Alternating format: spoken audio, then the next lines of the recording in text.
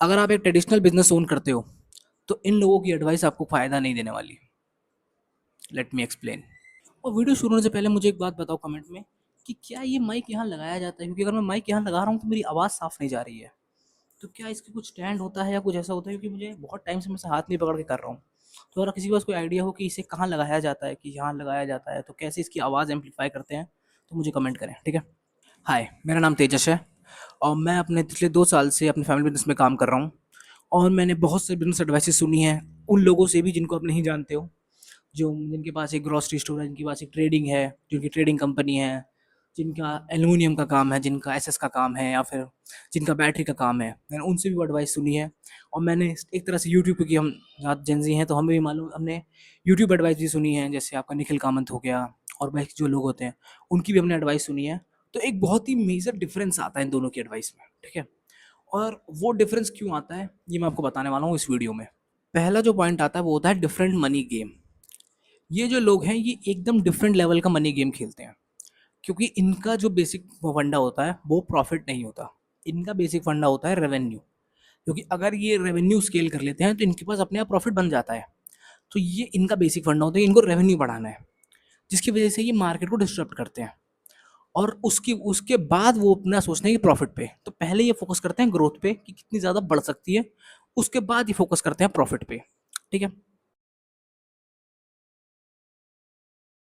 सो लेकिन on the other hand आप, क्योंकि आप एक ऐसा बिजनेस स्टार्ट कर रहे हो, जैसे मान लीजिए आप कैफे स्टार्ट कर रहे हो, तो आपका बेसिक फोकस ग्रोथ पे नहीं है, क्योंकि आपको घर पे पैसे देने हैं, आपको अपना फैमिली बिजनेस रन करना है, आपको अपने एक्सपेंस निकालने हैं, आपको अपनी सैलरी देनी है। तो आपके पास कोई बहुत बड़ा वेंचर इन्वेस्टमेंट नहीं है।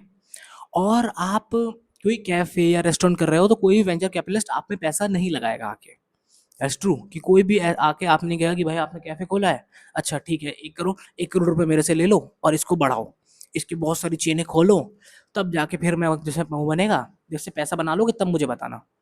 तो ऐसा नहीं होगा। क्यों? क्योंकि वो आपके बिजनेस में इंटरेस्टेड नहीं है और वो एक ऐसा बिजनेस नहीं है जो बहुत नया हो। कैफे हर आदमी खोल रहा है, उसमें कुछ भी ऐसा नया नहीं कर सकते।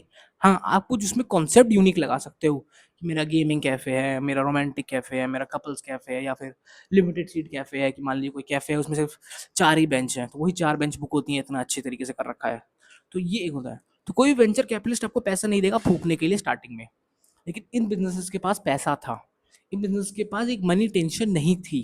जिसके पास मनी टेंशन नहीं होती वो ग्रोथ पे फोकस कर सकता है। आपका जो बेसिक फोकस होगा कि मैं जो है इस महीने का एक्सपेंस कैसे निकालूं।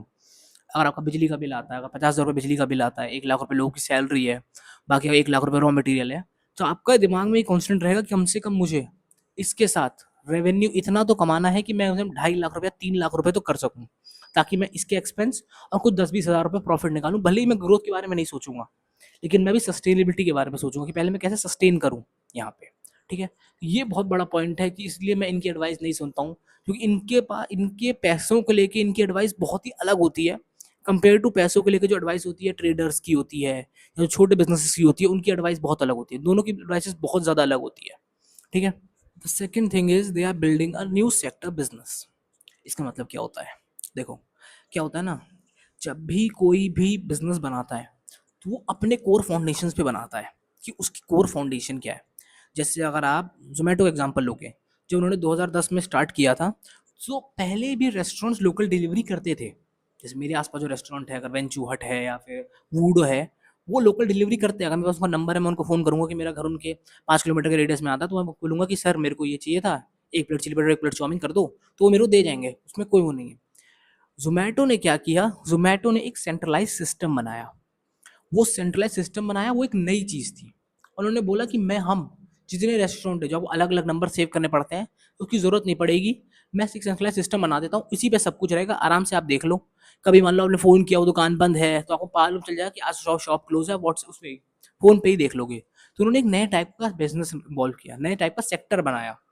तो ये लोग लगता है कि हाँ, ये एक ग्रोथ है, ठीक है? इसमें कोई भी अपना पैसा फंसा लगता है।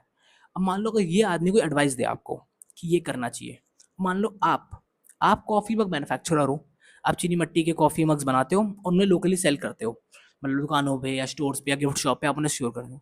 तो इस बंदे की एडवाइस आपके लिए उतनी काम की नहीं है। जितनी एक उस बंदे की रहेगी जो पहले से ये काम कर चुका है, या फिर किसी मैन्युफैक्चरर बंदे की एडवाइस आपके लिए ज़्यादा काम की रहेगी। क्यों? क्योंकि जिसने पहले ही उसमें काम कर रखा है उसको मालूम है कि किस तरह से ये चीज़ें होती हैं, किस तरह से ये काम कर सकते हैं, किस तरह से कॉफ़ी मग का डिस्ट्रीब्यूशन काम करता है।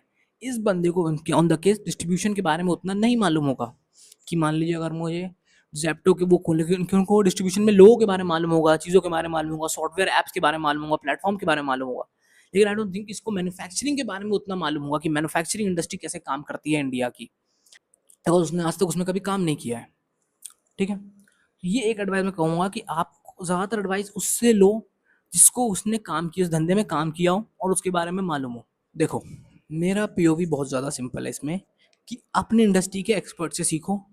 कोई भी एडवाइस सबके लिए सही नहीं होती। अगर मैं मैन्युफैक्चरर हूँ, मुझे उतनी ज़्यादा मार्केटिंग या फिर मैं कहूँ किसकी नॉलेज है, प्रोडक्ट डेवलपमेंट या फिर कोई सॉफ्टवेयर की नॉलेज उतनी ज़्यादा नहीं है, एआई की नॉलेज मुझे उतनी ज़्यादा नहीं है, क्योंकि मेरा टाइम उसमें इन्वेस्ट नहीं हो रहा, मेरा टाइम कहीं और इन्वेस्ट हो रहा है। अगर आप मेरे को पूछोगे कि लेथ मशीन पे कितनी चूड़ी लग के नट बोल्ट बनता है, तो ये मुझे मालूम है कि लेथ मशीन पे कितनी चूड़ी लगती है। लेकिन मुझे ये नहीं मालूम है कि मान लो अगर आप कोड लिख रहे हो जावा का, उसमें क्या है। तो उस बंदे को फॉलो करो या उस बंदे की एडवाइस को फॉलो करो जो आपको लगता हो कि मेरी इंडस्ट्री का एक्सपर्ट है। जैसे इसका सबसे एग्जाम्पल है, ये देखो, अब थिंक स्कूल ने ये वीडियो बनाया, बहुत ही इन्फॉर्मेटिव वीडियो है, 100% श्योर, क्योंकि इनके हर वीडियो रन लेते हैं। लेकिन क्या ये वीडियो मेरे काम का है?